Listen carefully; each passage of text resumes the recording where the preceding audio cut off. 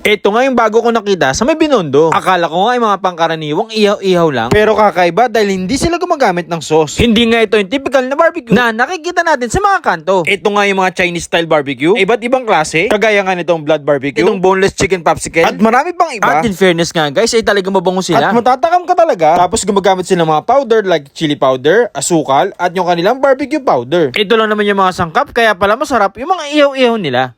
So guys, nandito pa rin ako sa may Tomas Mapua Street, dito sa may tapat ng David's Tea House. Yan. Ito yung Sutsai. Nagtitinda sila dito ng Chinese barbecue. So may malaking dalawang griller dyan at may malaking parang labasan ng usok.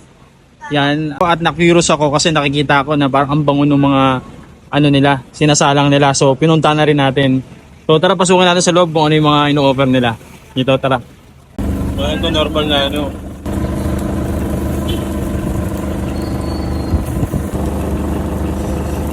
Special yan sir, no? Special powder.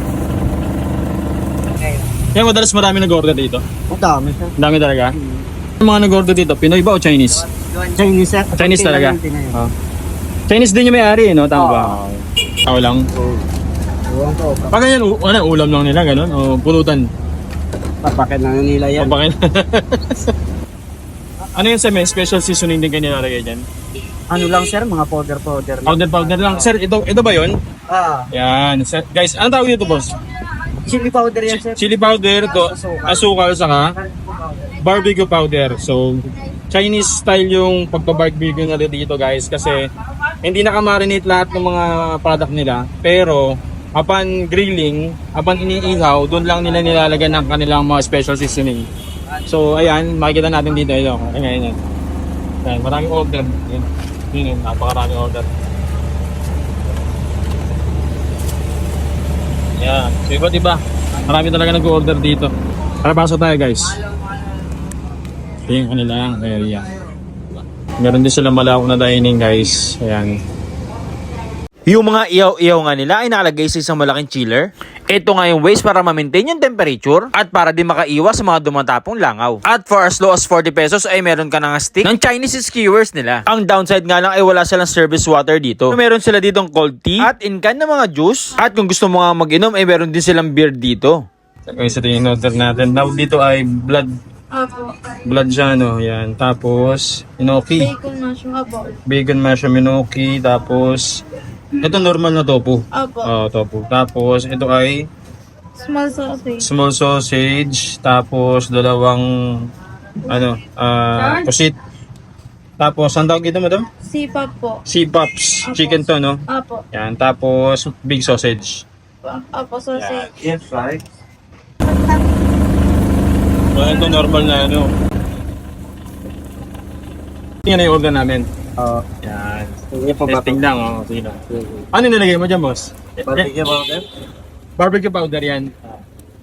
Pero yung lahat ng mga product nyo, hindi nakamarinate, no? Hindi Talagang, ano lang, dyan mo na siya lalagyan ng seasoning, no? Grabe guys, ang bango. So, ito na yung order namin. So, yan. Napakarami. Assorted doon ng mga Chinese skewers, diba? So, ito may parang may blood, parang kiniing. Yan. Tapos may tokwa, chicken, sausage, di ba? Tapos may inoki, may sausage. So, tingnan natin to guys. Wala yung nabili natin. So, kagandahan dito wala silang sauce na kasama. So, upon grilling, doon na nila nilalagay ng condiments o pampalasa. So, merong manghang, merong matamis, merong tamis hanghang din yung pagpipilian mo dito. So, tingnan natin guys, yung mga pinili natin. Okay. Guys, tingnan natin.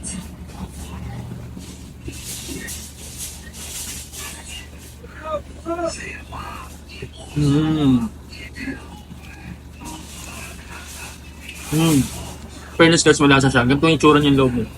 Paano kung kumakain ng malagkit? Yun yung texture niya. Pero in fairness na malasa siya. Sarap din niya.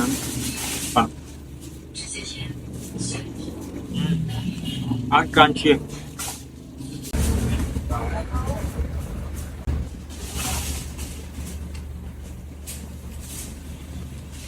Ang sarap ng seasoning nila dito. Kumbaga na medyo anghang. Sarap na lalo.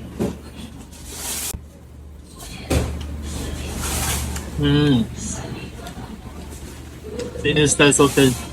Manamis-namis, maangang. At malasang malasa guys, ang sarap. Sarap ng tosino.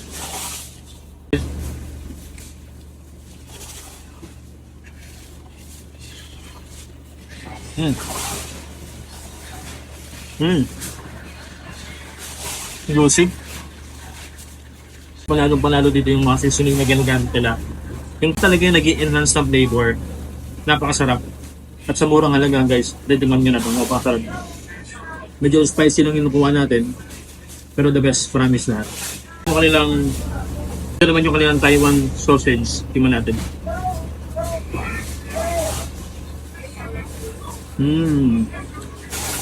Yup. Sila lang.